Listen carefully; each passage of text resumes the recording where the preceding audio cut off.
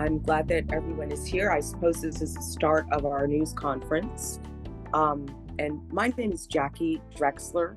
I'm a member of the Stop Holte Coalition, the Radioactive Coalition to End the New Jim Crow Environmental Committee, and I am a Valley Cottage resident. We are holding this news conference today to release major new information on the Indian Point nuclear reactor situation. Today, over 300 groups, elected officials, and individuals are sending a letter to the governor, attorney general, and commissioners of the departments of environmental, conservation, health, and public service. This letter, first of all, commends Governor Hochul for signing into law the discharge ban bill, as it is a major step in addressing the pollution from the site. The letter then calls on the state to apply right to know and good government practices, and to apply an overlooked section of the Federal Clean Water Act to the reactor site to address nuclear pollution and to provide adequate public involvement. I will introduce our speakers, and following their presentations, there will be time for a question and answer period. Reporters, if you have any questions, please identify yourselves and put your questions into the chat. The speakers will put their information in the chat as well if you want to reach them to do follow-up interviews. For people present other than reporters, we will try to answer your questions as time allows. This news conference will be recorded and will be available. And now for a short introduction to our speakers. Our first speaker is Ann Rabe. Ann Rabe is the Environmental Policy Director of the New York Public Interest Research Group and has over 40 years of experience working on nuclear pollution issues. Next, we will hear from attorney S.D. Smith, who is a member of the Ramapo-Munsee Nation. He has been a lecturer at Virginia Tech and the University of Richmond and has assisted Navajo and Tohono O'odham on environmental issues. Our third speaker is Dr. Gordon Edwards. We are honored to have Dr. Gordon Edwards with us, an international expert on nuclear energy and waste. Dr. Edwards is a retired professor of science and mathematics at Vanier College and is a member of the Canadian Committee for Nuclear Responsibility. Our last speaker will be Tina Bonger. Ms. Bonger is a leader with United for Clean Energy and the Stop Holte Coalition. She is a Peekskill resident. So good afternoon, and Ann, please take it away. Thank you, Jackie. We're here today to talk about the need for an environmentally sound path forward on the pollution problems suspected and known from the Holtec Indian Point nuclear reactor site in Buchanan, the county of Westchester.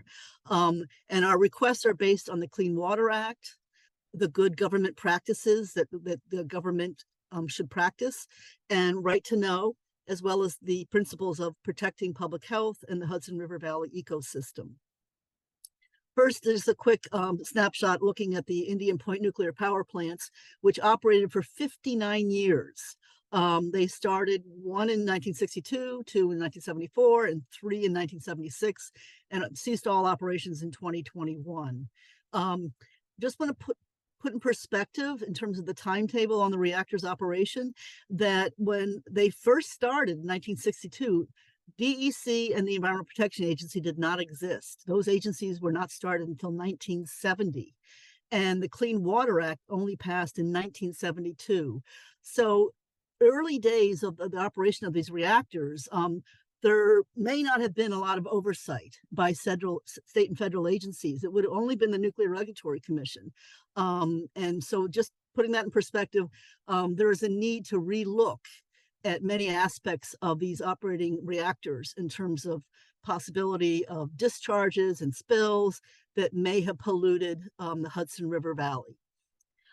But first, we want to alert the media and the public about an alarming whistleblower report.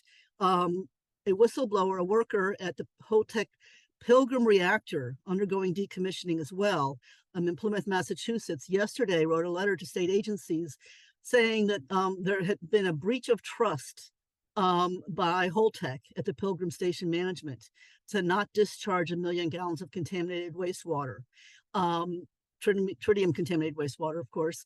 And recently, the Massachusetts EPA had denied their permit request for discharging. So according to this worker, staff are being directed now to install, they have installed evaporators and are boiling away the water volume. The heating elements raise the temperature of the contaminated water to approximately 117 Fahrenheit. And then this evaporated water is then discharged as an airborne release to the environment, air pollution.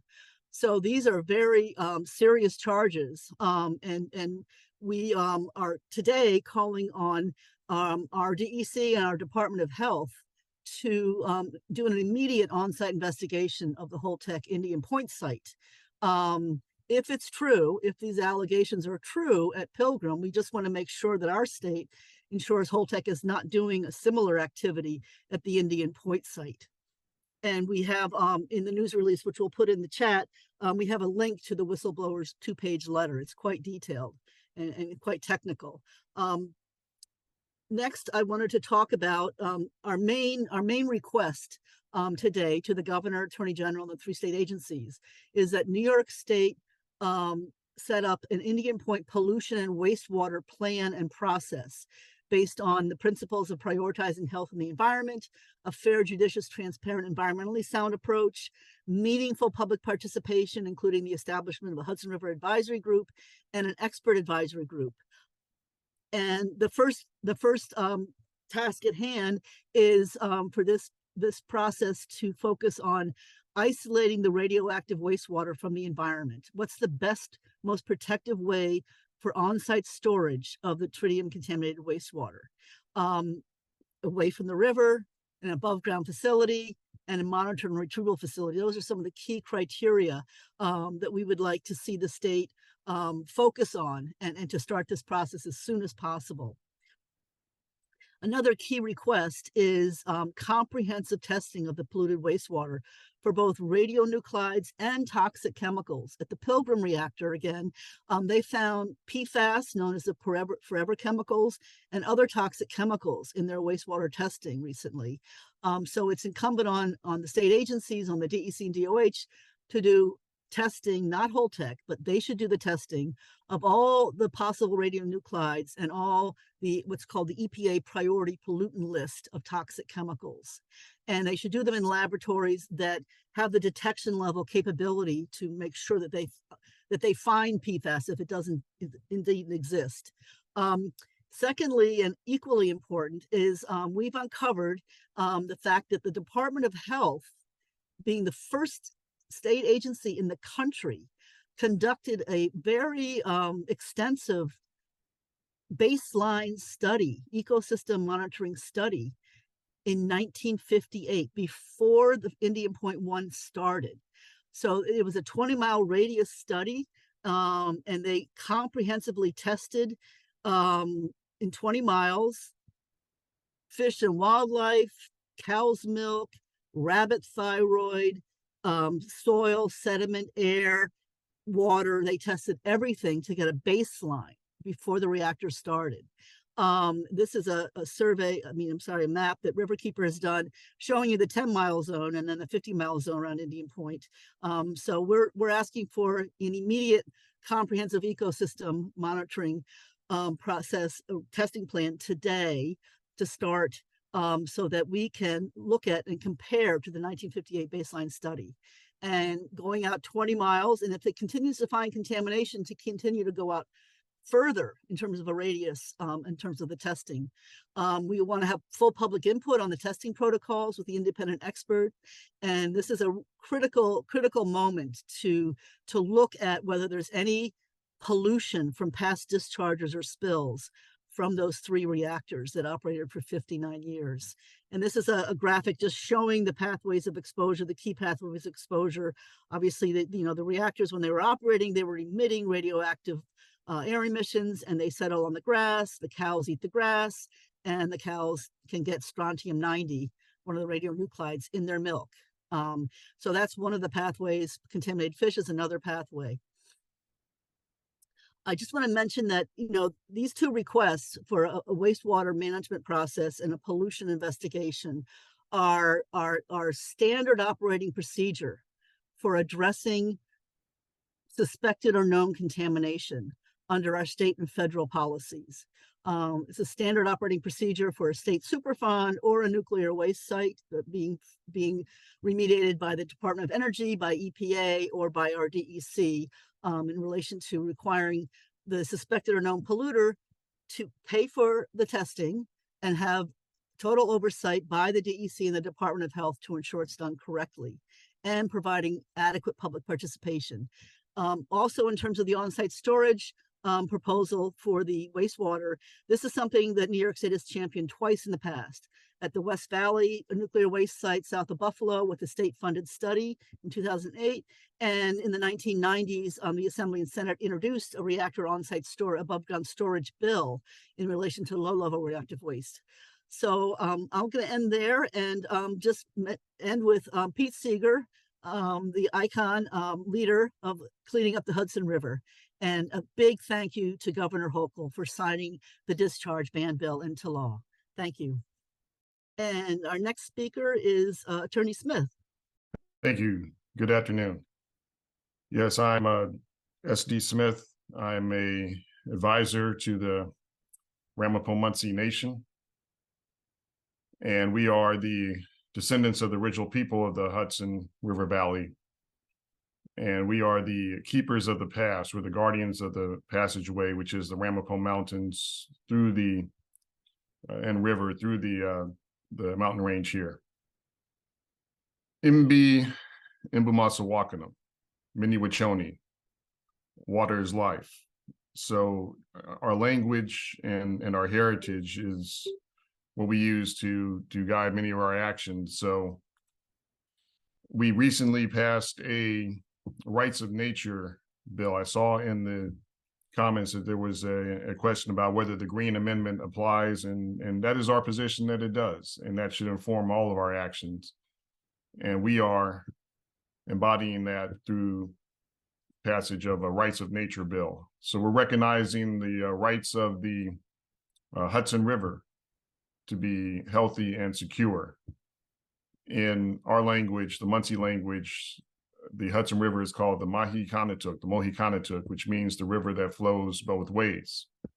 And that's a recognition that this river is somewhat unique in these lands in the United States, in that it's not only an estuary, but it's also what would be called a fjord, where it's at sea level all the way up to Albany. So the river literally does flow both ways from where Indian Point is down south to Manhattan up to Albany. So the entire river we are concerned about, not just the one section, but we are concerned about any part of the river and making sure that it's healthy.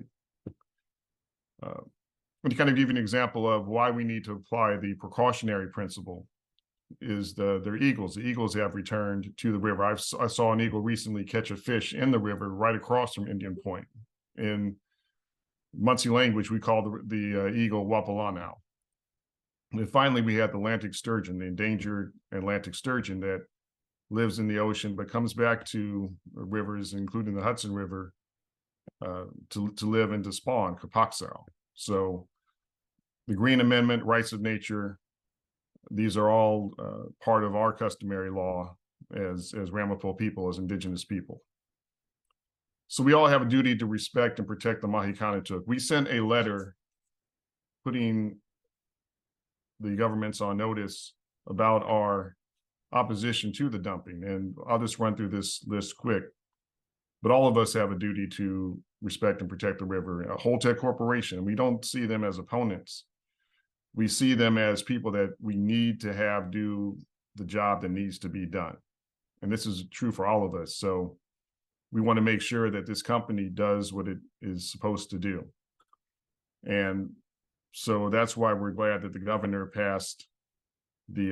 signed the bill into law. So we have the governor, the Attorney General of New York State, the United States EPA, the U.S. Army Corps of Engineers, Department of Energy, Fish and Wildlife Service, Nuclear Regulatory Commission, Department of Health and Human Services, NOAA, Department of Public Service, and the director of the Decommissioning Oversight Board. And we all, Department of Environmental Conservation, all of us have a duty to protect and respect the Mahikanatuq.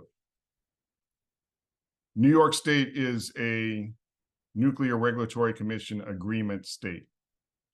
So it has a vital role in ensuring the integrity of the Hudson River and the health, safety, and welfare of all of us, human and non-human, that depend on the river.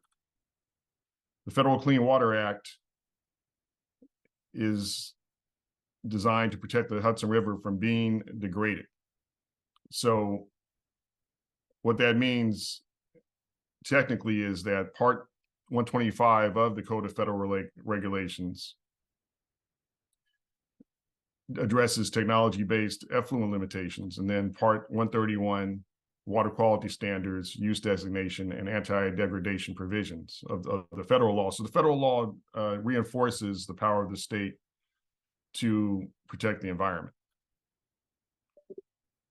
So the old saying that dilution is the solution to pollution, that is no longer law, it's no longer acceptable. It never was in terms of our health, safety, and welfare. It never was acceptable, but the law has caught up to that. Dilution is no solution. Dilution is actually illegal. Specifically, the federal government and the law, which also applies to the states, bans pollution dilution as an alternative to waste treatment. The use of any river, lake, stream, or ocean as a waste treatment system is unacceptable. So not only are we looking at not using the river to dilute the poisons, but the river itself, the integrity of the river, the health of the river needs to be maintained.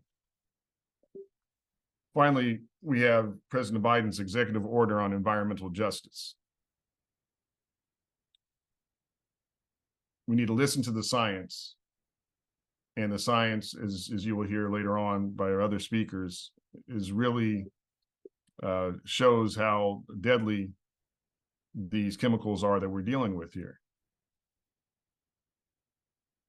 There's also in the executive order a mandate to improve public health, to protect our environment, to ensure access to clean air and clean water, to hold polluters accountable,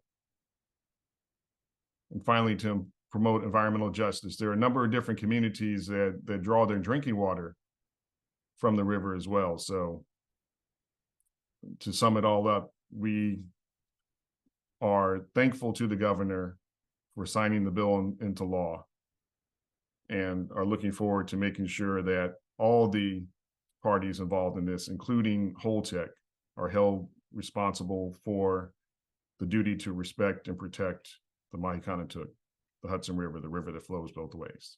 Thank you. Our next speaker is Dr. Gordon Edwards, and I see he's with us. Oh, wonderful. Hello, everybody. I'm very glad to be here. In 2007, I was invited to give a talk on the shores of the Hudson River.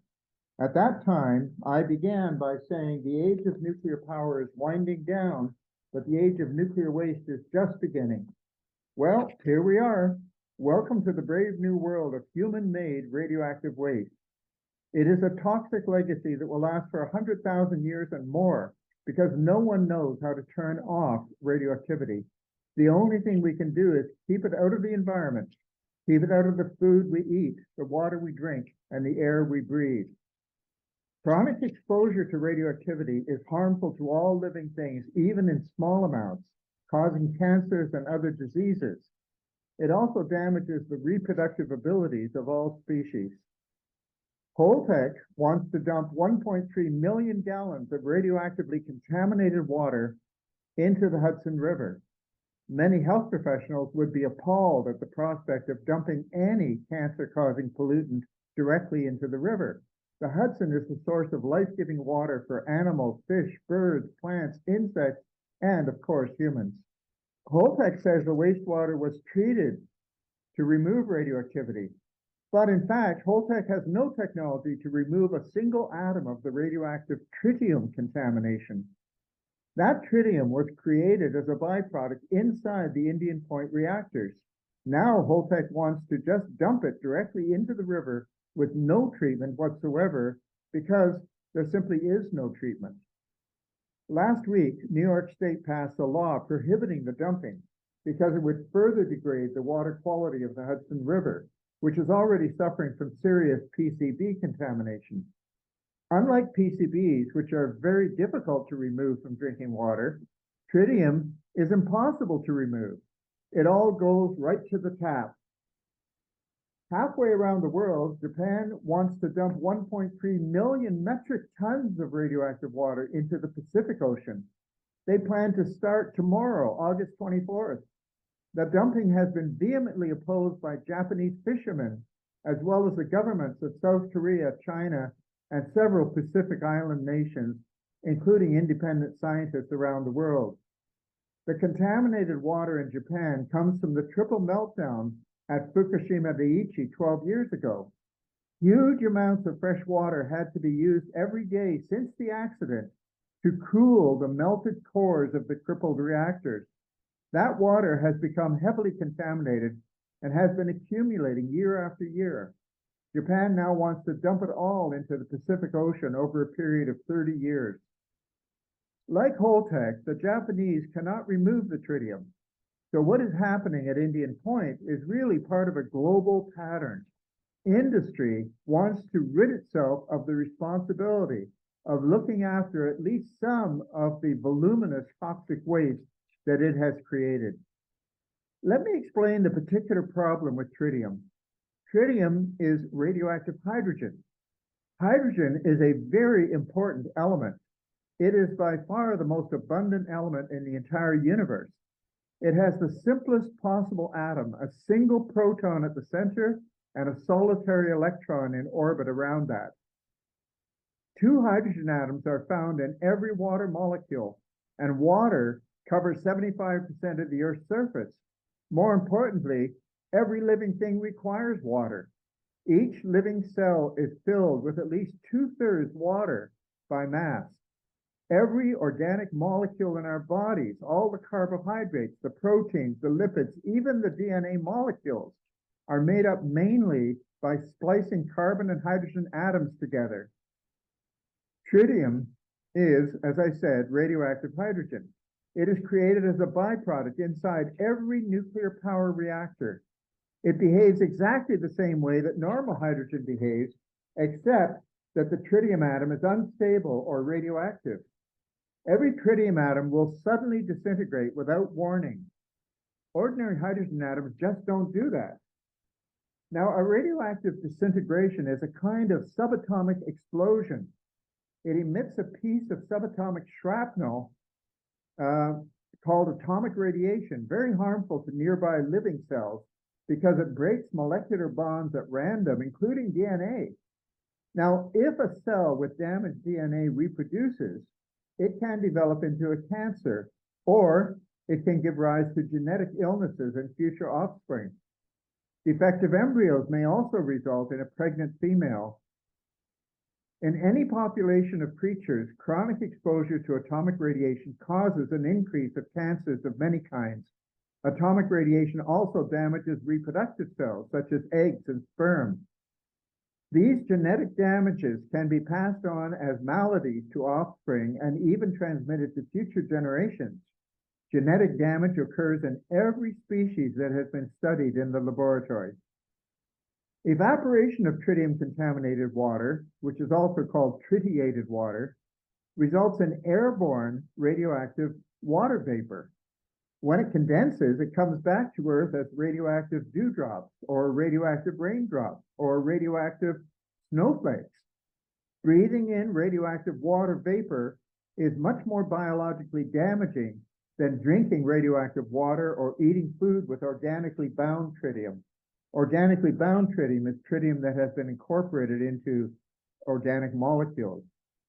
In Canada and other countries, large volumes of tritium-contaminated water have been stored for years at a time in stainless steel drums, carefully sealed to prevent evaporation. The International Atomic Energy Agency points out that stainless steel drums can last for over 100 years before being replaced, and in that time, over 99% of the tritium atoms will have disintegrated harmlessly inside those containers. Other containers can also be used, such as rubber bladders. One of the best containers that can be used is thick glass.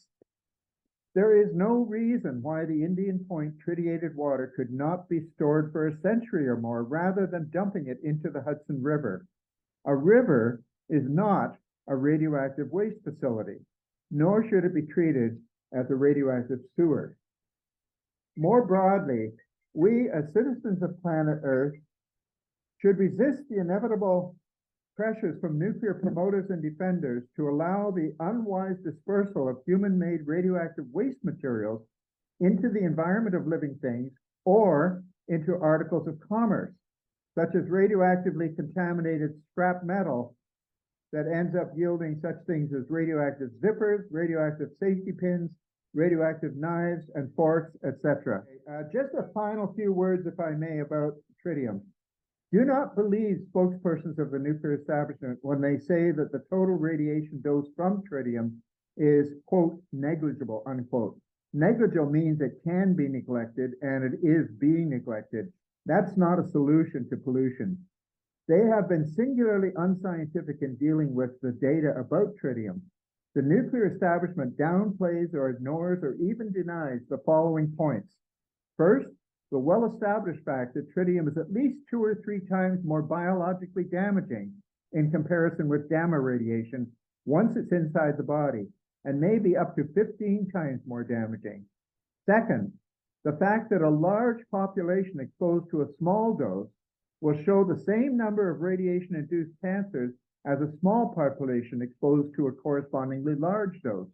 So by spreading tritium into the Hudson River, we're exposing an inordinately large number of living organisms to tritium that don't have to be exposed. The important role of organically bound tritium in bioaccumulation and biomagnification is also ignored by the nuclear establishment, as well as the fact that females typically store twice as much tritium in their body fat than similarly sized males. 3 more points. The establishment ignores the deleterious effects of tritium on developing embryos and the fact that tritium is routinely incorporated directly into DNA molecules, unlike any other radioactive material except carbon-14. The fact that tritium, when released to the environment, remains in the environment for 1 or 2 centuries is conveniently ignored. Thank you for your attention. And now Tina will be speaking for Stop Holte Coalition. Thank you, Dr. Edwards. That's amazing to hear you. And it's something that we really count on in this state-led waste management process that we're advocating is going to be centering advocates, experts, and hearing from advocates like you. So I really appreciate it.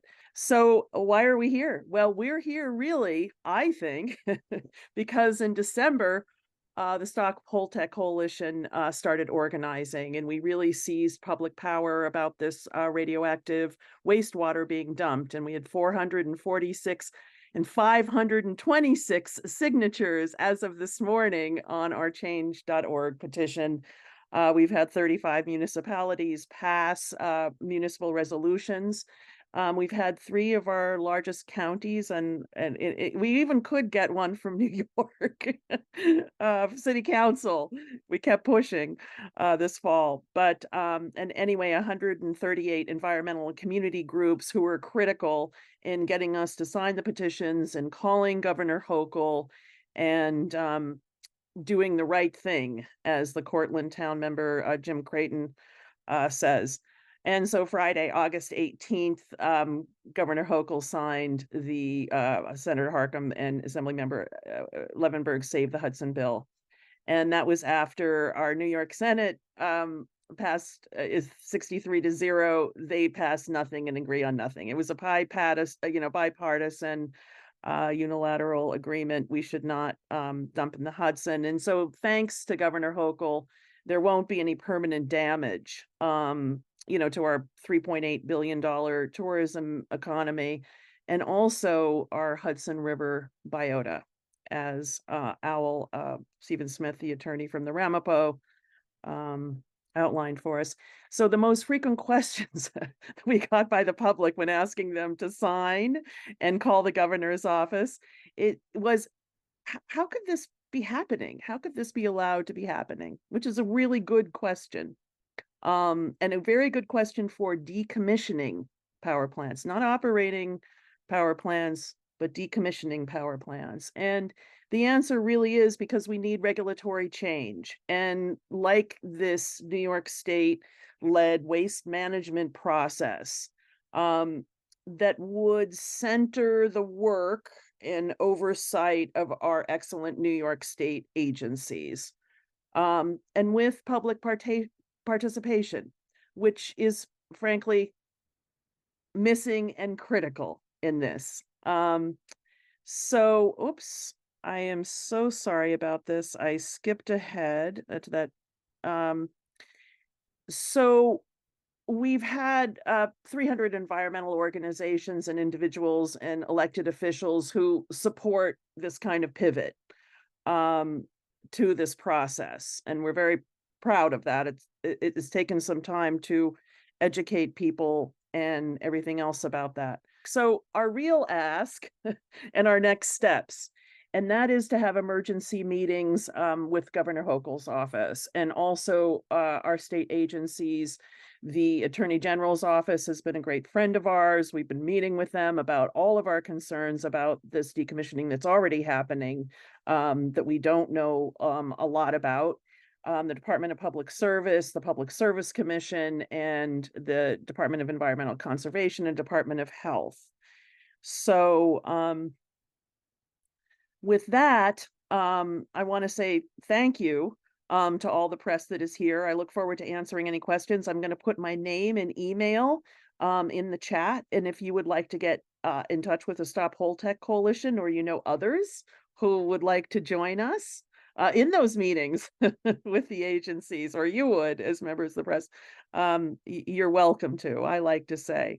I have to ask all of my colleagues there, but anyway, so I am going to switch out of this. I'm going to stop sharing. So boy, what great presentations. Thank you to everyone so far. We have Ann Rabe and Attorney S.T. Smith and Dr. Gordon Edwards and Tina Bonger, and they're all going to put their names and contact information into the chat for anyone who would like to be in touch with them. So we're going to turn this over to the Q&A portion now. And once again, I ask that any reporters identify yourself in the chat.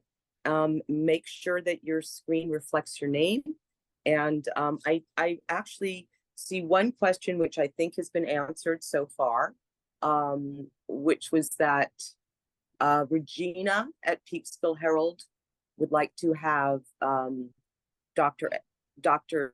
Gordon's statement, and that we will make sure that she gets that. And I'm not seeing anyone else that has questions in the chat at this point in time. Jackie, can we just have the reporters raise their hand, and then Doug will unmute them? It's just easier that way, if that's okay. That's fine with me. I do see names here I don't recognize, so I'm assuming they may be reporters or other interested people. And okay, Holtec has a fiduciary responsibility to its investors, and especially in light of the message of this whistleblower. If the fine in the bill that was passed is less costly than doing the right thing with the waste, how do we keep Holtec from doing what makes them the most money instead of the right thing? Yeah, that's what our requests are all about. We're asking for questions first from reporters. And if you could I'm please with identify yourself. WBAI FM. I do the radio show Ecologic. Oh, wonderful, wonderful. Okay, great. Yeah, so I'm Ann Rabe with NYPIRG, and that's exactly what our requests today are about, supported by 300 groups and elected officials, is number one, that the state can and should take the lead under the Federal Clean Water Act anti-degradation provision that fully supports the governor's ban discharge law, and they should immediately do three things. They should immediately have the state agencies inspect the Holtec Indian Point reactor facility to make sure that there's nothing happening as the whistleblowers alleging is happening at Pilgrim. Number two, they should immediately start a pollution and wastewater management process with public input and independent experts to develop an on-site storage plan that works for the tritium wastewater. And number three, they should immediately, DEC and DOH, conduct a comprehensive ecosystem. Did you start this? I think, Anne, you could continue answering the question. I don't know what happened. Sure, but I just see that a reporter from City Limits is wondering if we could comment on whether Holtec may still be able to move forward with the dumping plans, even with the law, such as through possible legal action, or if the NRC has the ability to override the legislation. I'll start and then others can chime in. I think that there is clear authority for New York State to ban the discharge under the Clean Water Act's Part 131 anti-degradation provision. The state has the lead. They are not federally preempted by the Atomic Energy Act and thus the NRC. We've consulted with a number of environmental attorneys around the country, including a retired federal environmental attorney, and they said it's crystal clear. It has not been litigated, but it's crystal clear that provision 131, the anti-degradation provision in the Clean Water Act regulations, part 40 CFR, state they're not preempted by the Atomic Energy Act. And thus, the NRC is not federally preempted from New York State taking the lead and saying, no, you do not degrade Hudson River with this tritium wastewater discharge. So that's the situation. If NRC or Holtec decides to take legal action, I think that would be very unfortunate. And we feel that the state would win in court based on our consultations with a number of environmental attorneys.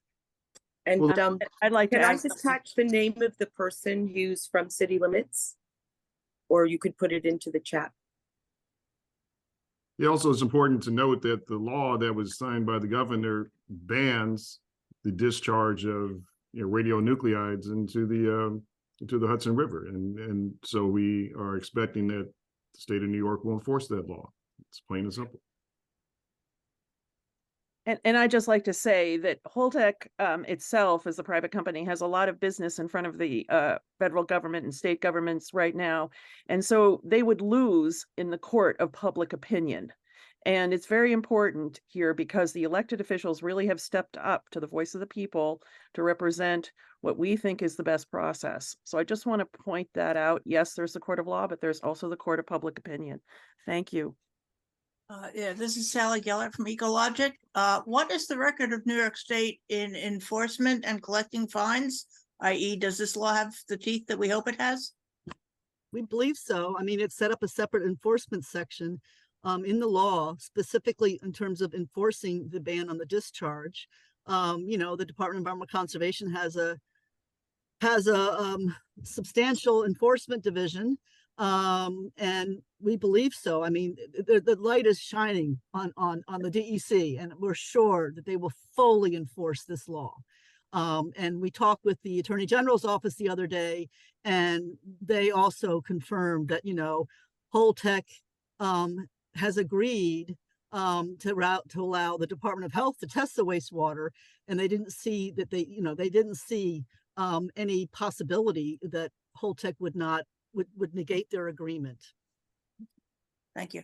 So I'm not seeing any more questions in the chat from reporters. And so I guess if there are other people that would like to ask questions that are attending this, you could feel free to raise your hand or put your question in the chat, so long as you identify yourself, please.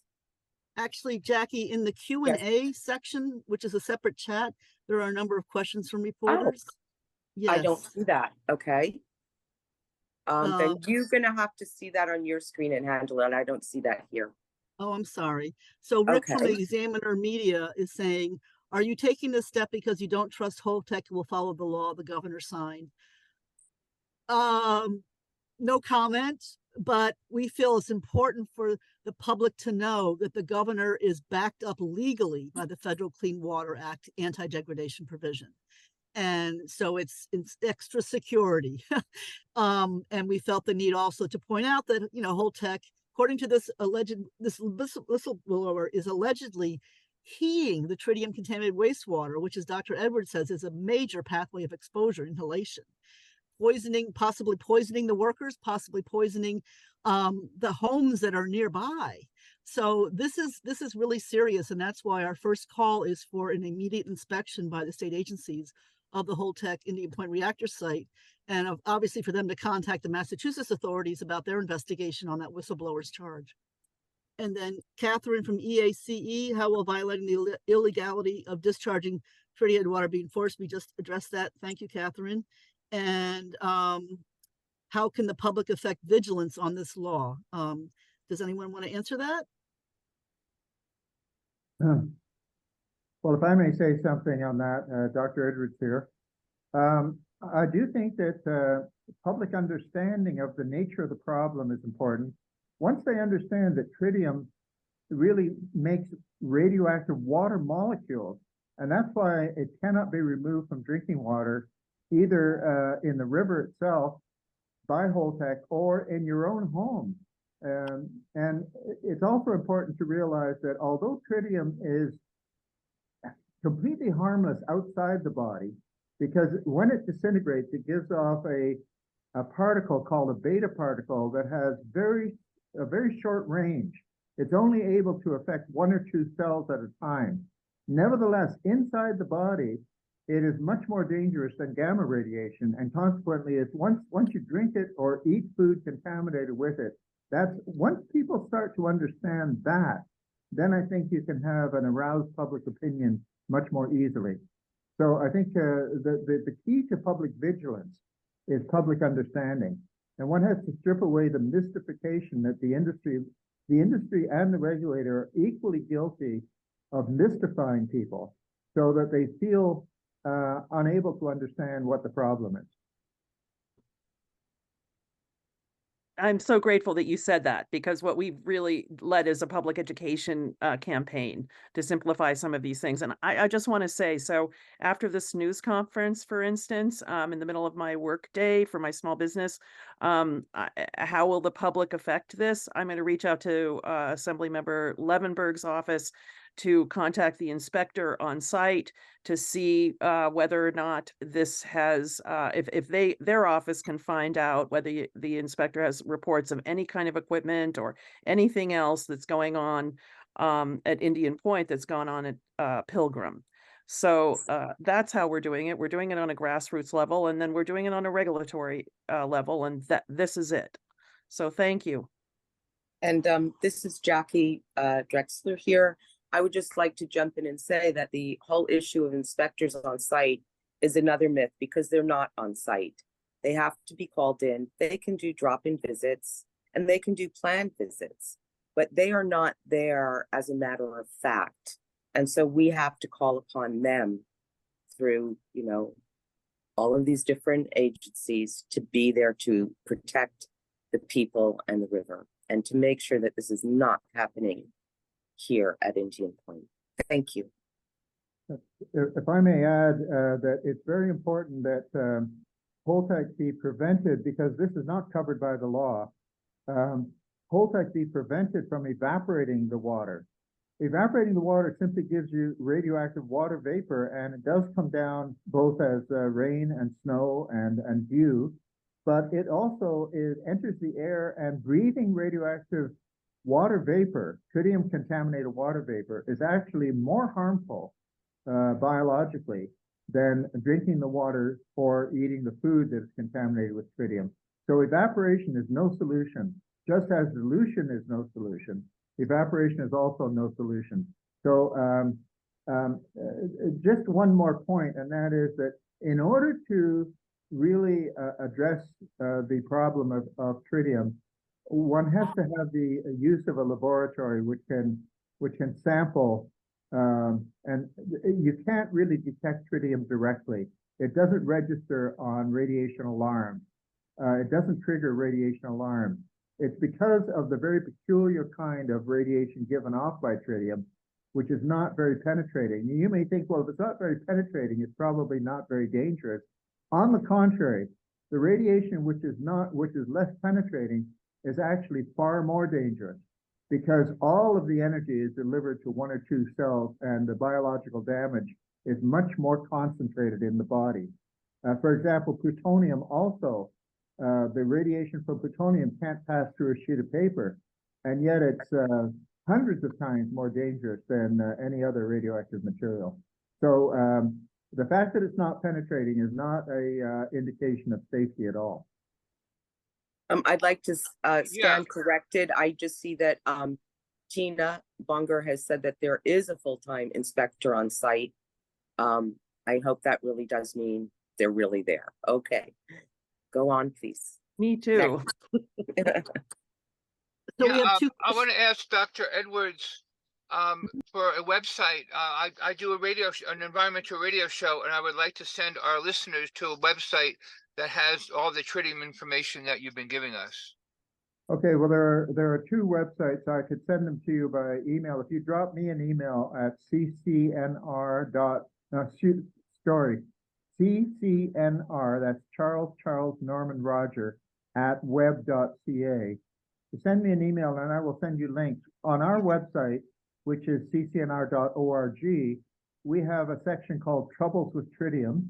And there's also another website which I can steer you to called the Tritium Awareness Project. And both of these websites have a lot of information on tritium. On behalf of our listeners, I thank you very, very much. Well, Mana Joe's question is, she said in the Q&A chat, can we get a temporary restraining order or injunction to prevent the discharge, for extra security to prevent the discharge? I think the law is crystal clear. I mean, in conversations with state agency officials earlier this week, they said basically, you know, if Holtec takes any, you know, this is all suspect, you know, but if they seemed like they were going to do that, that would be an immediate enforcement action by the DEC, their Region 4 office. And only if you know, that enforcement action, if Holtec didn't agree and sign a consent order to stop the discharge, then only would DEC refer the case to the Attorney General's office for a temporary restraining order. I believe that's how it works, but of course, please contact the DEC about those details. But that is the sort of the 1-2 step process as we understand it. Right, because this is now to the state. It's now to the state. Otherwise, we could probably wrap it up. It's about 3 minutes to 1 o'clock. So what I'd like to just say is that to all of the reporters and everyone else who's been present at this news conference, thank you for taking the time today to attend. Can you all hear me? Okay, so thank you very much for taking the time to attend today. Have a great day. And also a special thanks to the Grassroots Environmental Education for facilitating this event. It's a very big job and it's an incredible organization. Their information is in the chat, and you can go to their website as well for a lot of information on everything that has been happening regarding Indian Point, Westchester, Rockland County, etc. So thank you again, and that's it. So just a PS, there we put in the chat the link to the Grassroots Environmental Education website, where we have the news release with quotes from everyone who spoke, and we have the 6-page detailed sign-on letter, as well as 5 pages of appendices. It's a very detailed, thorough letter making our ask based on law, based on past state practices, and based on the Federal Clean Water Act. And Dr. Edwards, did you want to make any last comments in relation to what's going on at the Pilgrim reactor, supposedly by that whistleblower's report? As I only understand what I've gleaned from the journalistic accounts, but I gather that they're trying to evaporate the water. I believe that it's the same struggle I think one has to realize that we have entered the age of nuclear waste big time, and that this is going to be a struggle that's going to be our children and grandchildren's struggle too. And we have to set an example to them today, because this is the thin edge of the wedge. Once they start dumping stuff into the river and dumping stuff into the marketplace, there's no end to it. And our environment is going to become increasingly unhealthy because increasingly radioactive. And don't bear in mind that although they often talk about background radiation, that we do get a certain amount of radiation from background, it's true. There is background radiation. But guess what? It's killing tens of thousands or even hundreds of thousands of people every single year, background radiation. So don't think that background radiation is safe just because it's background. And number two, most of the radioactive materials we're talking about don't even exist in nature. They were created, they only started existing 80 years ago when nuclear fission was invented. So we have created hundreds of new radioactive materials that don't even exist in nature. And we have to be very much on the alert, because this problem is not going to go away, even if the nuclear industry goes away. And we have to really be protective of our children, our grandchildren, and in fact, the biosphere. And yes, and I would just also like to say that, you know, here in New York State, we have 3 other plants that I think are going to eventually be decommissioned. I don't know if Holtec's going to be the licensee for those, but we do absolutely need to make sure that we have a real plan moving forward, so that we can do this safely across New York State, and also that it could become, you know, a model for the nation, because this is a national issue as well. It is not just only specific to Indian Point or Pilgrim or New Jersey, Oyster Bay. It's going to be all over the world. And as we all know, tomorrow is the day when the release will be starting for the next 10 years, 20 years, I don't know, 30 years from Japan. And we must do what we can to protect. And I do hope that this plan will be looked at very carefully by our state agencies. Thank you very much. I'd just like to add, Manna Joe Green's question about a restraining order. I'm not a lawyer, and I don't know what the law is in New York State, but it seems to me like a very good idea, because I think Holtec has already indicated that it has a certain amount of contempt for this state law, and they do believe that they can just override it. So a restraining order might be a good tactical thing in addition to the law. You know, as we've seen, people can choose to break the law. But if they also break the restraining order, I think that puts them into double jeopardy. Yeah, it's a good point. We'll raise that at our meetings with the state agencies and the governor and attorney general, right, Tina? Yeah, absolutely. Absolutely. It's one of our main questions to them. So, right. And thank you. Put that in place so it can't happen. You know. Thank you very much, everyone.